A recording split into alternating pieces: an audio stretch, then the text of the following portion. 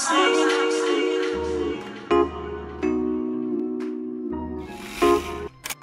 guys, magluluto tayo ngayon ng atsara at ito ang ating ingredients: carrots, ampalaya, sibuyas, luya, green chili, bell pepper na red at saka green.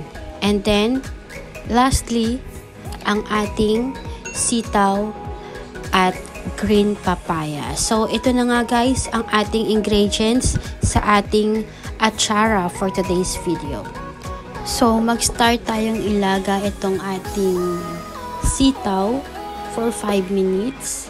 Takpan natin. And then, pag kumulo na, kukunin natin yan at iset aside.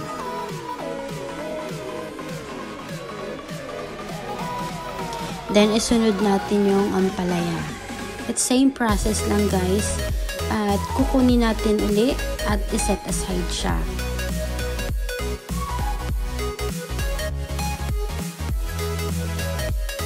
And then carrots.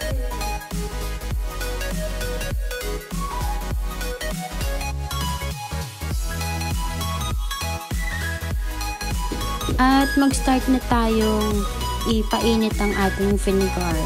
Bali, 1 liter yan guys. Ayan, ilalagay natin siya sa kawali. And then, ibuhos natin yung asukal natin na 1 and 1/3. So, haluin lang natin siya hanggang sa matunaw yung asukal. At guys, wag natin masyadong pakulong-pakulo talaga siya. Ano lang, bahagya lang na kulo, and then hulog na natin yung ating paminta. So, masarap yan guys pag may paminta tayong ilalagay dyan. Haluin lang natin siya ng haluin hanggang sa matunaw yung ating paminta, and then ibulog natin yung luya, garlic,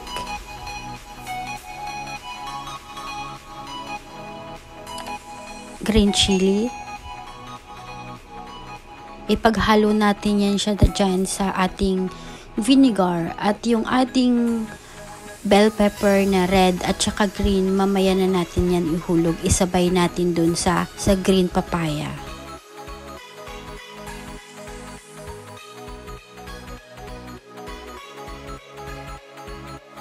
Lastly, ang ilalagay natin yung ating asin.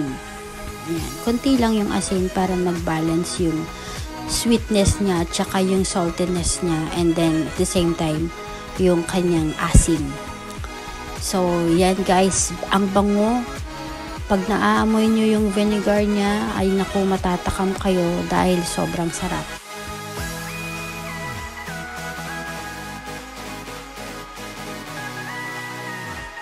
So ngayon, ang ihulog natin yung ating sibuyas.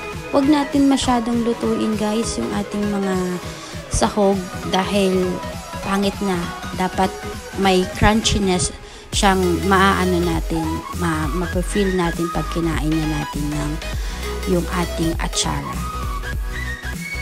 So yan, haluin lang natin ng haluin. And then ilalagay na natin yung ating green papaya.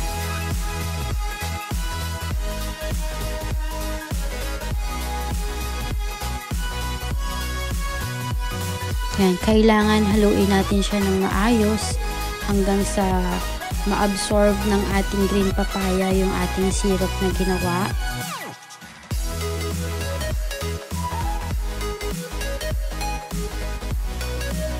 And then,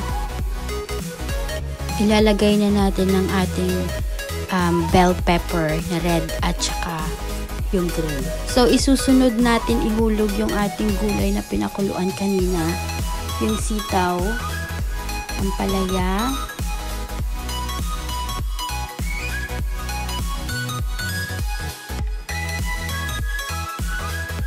talong, carrots,